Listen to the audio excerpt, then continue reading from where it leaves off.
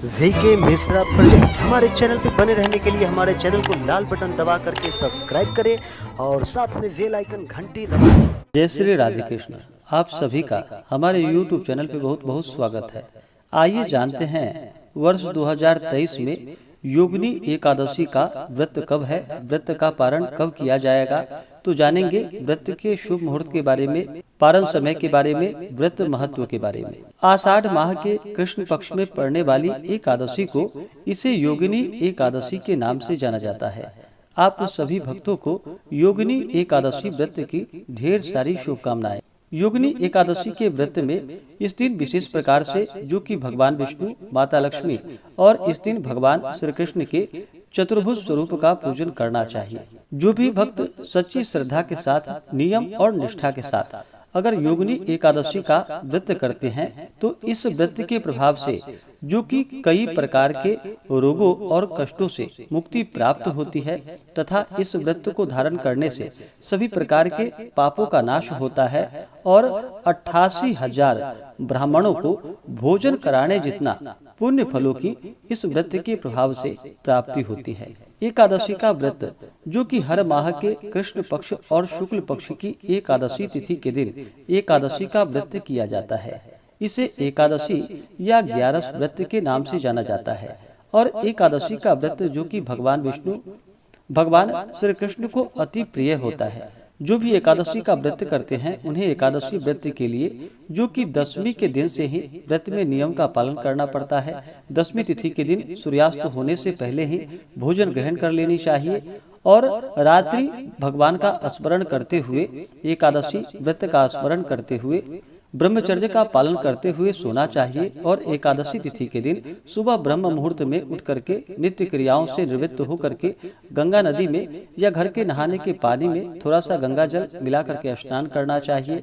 शुद्ध वस्त्र धारण करके व्रत का संकल्प लेना चाहिए। भगवान विष्णु से प्रार्थना करनी चाहिए कि हे भगवान विष्णु, आज मैं योगिनी एकादशी का व्रत करने जा रहा हूँ या करने जा रही हूँ।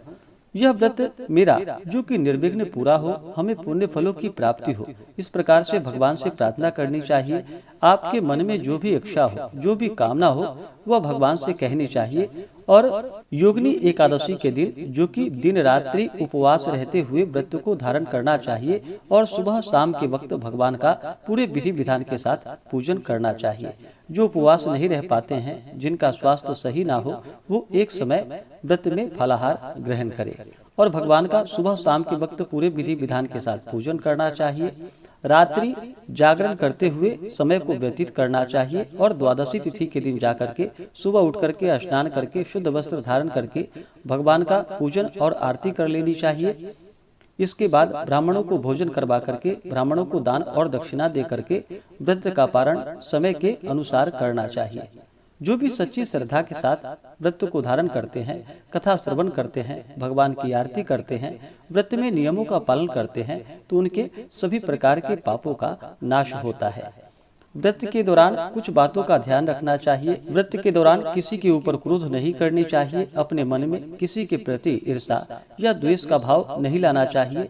ब्रह्मचर्य का पालन करना चाहिए। तामसिक वस्तुओं का प्रयोग बिल्कुल भी नहीं करना चाहिए। दशमी, एकादशी और द्वादशी, इन 3 दिनों तक शुद्ध और सात्विकता का पालन करना चाहिए और भगवान का पूरे विधि विधान के साथ पूजन करना चाहिए। इस दिन विशेष प्रकार से भगवान विष्णु और भगवान श्री कृष्ण को, जो कि गौ घृत तथा मिश्री आदि भोग लगानी चाहिए। इससे भगवान अति प्रसन्न होते हैं। जहाँ तक हो सके इस दिन पूजन के लिए यथाशक्ति, जो कि धातु मूर्ति का प्रयोग करना चाहिए। तो आइए जानते हैं योगिनी एकादशी व्रत के शुभ मुहूर्त के बारे में।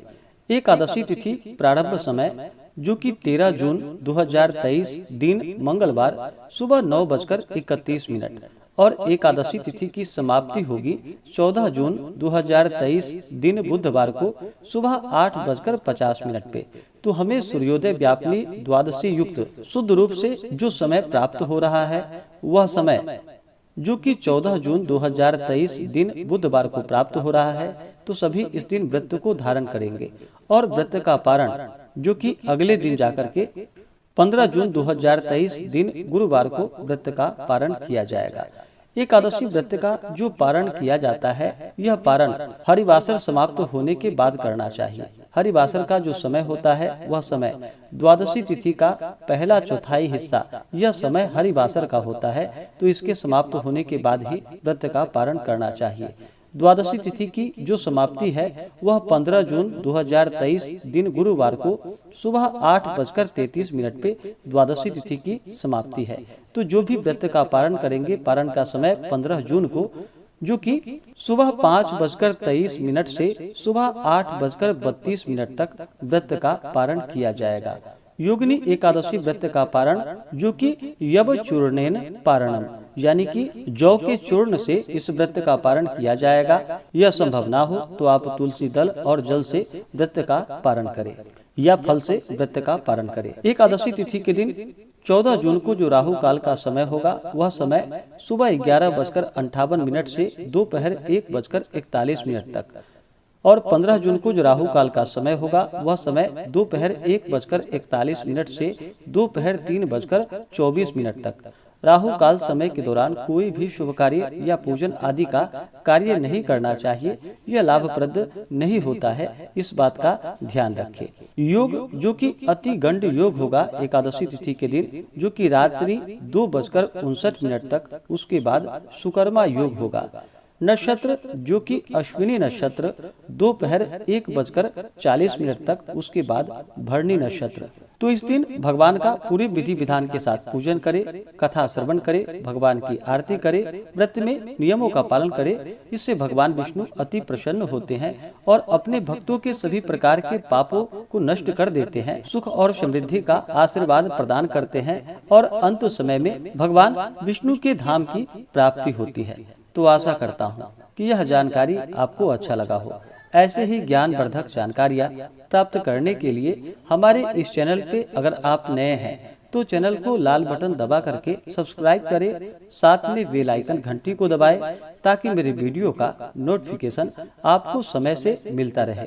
वीडियो को लाइक करें, शेयर करें, सुखी रहें और स्वस्थ रहें। जय श्री राधे कृष्ण। धन्यवाद।